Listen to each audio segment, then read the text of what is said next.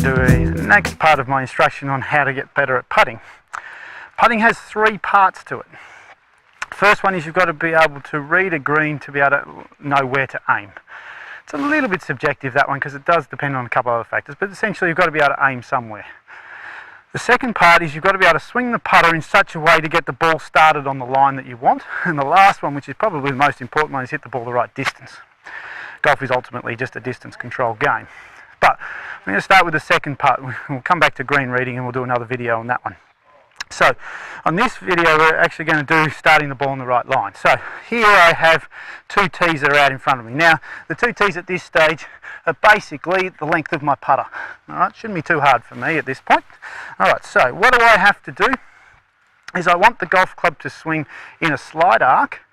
I want it to swing as straight as possible. So I don't want my hands down, so that creates too much of an arc. It's harder to start the ball on the right line. So hands up, I want the golf club in line with my forearm. So I want the golf club up this way, never this way. Never want to see that toe of the putter sitting up. So from a putting point of view, hands up nice and high. From there, swing basically in an arc. This will work in a nice straight line effectively all the way down from my elbow all the way to the putter. So that's wrong. I've got two angles. That's going to give me the yips effectively. So from here it's a putting stroke where I'll use more, say, your shoulders if you want to use it that way, but essentially the golf club will still move in a slight arc. Alright, so if I stop here, that's correct because the club's moving a slight arc. Come through to there, that's correct because it's moving a slight arc. So putting the swing itself is pretty easy. Now, from a starting point, if I put the ball too far on my right hand side and have a swing, I will tend to hit the ball more to the right.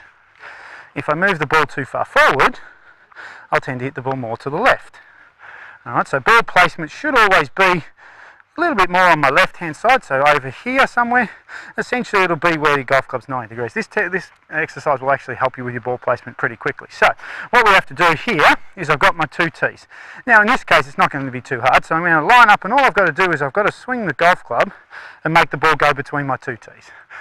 Because I'm a golf professional, this is actually quite an easy exercise. So I've put the two tees out 1 metre in front of me. Now, what I want to do is I want to get the size of the two tees to be the same size as my putter head, because that's essentially the same size as the hole or smaller. So effectively what I would do is we go from putter length to putter grip. Alright, so something like that, and can you repeat the same process? So from a practicing point of view, I want to stand here and I want to be able to get 10 balls to go through my two tees.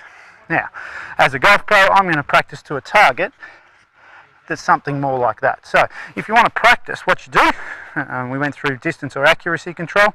So this is a game that we would play. So this is 1 metre in front, two tees, width of my putter head itself, which is the same width as the hole. If I can get down to smaller than that, golf pros would play to a target size that's, or tour players, that's not much wider than the ball. Alright, so what do I want to do here?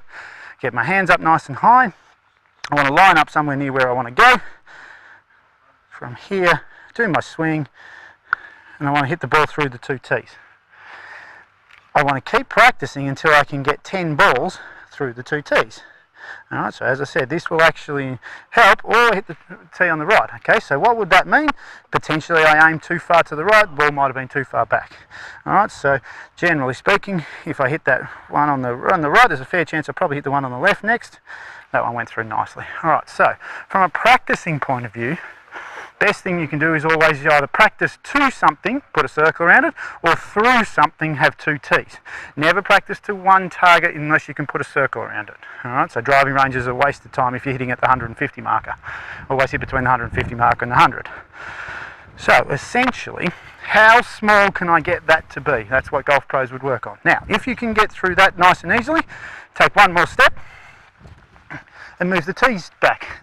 How far away and how small can you make those two tees? The better the player, the smaller the tees they can play to, or the smaller the width of the tees from further away. So essentially I would want to get back to 3 metres away and have the two tees still at the same width as my putter. If you can do that, you're going to hole a lot of putts and you're going to putt much better.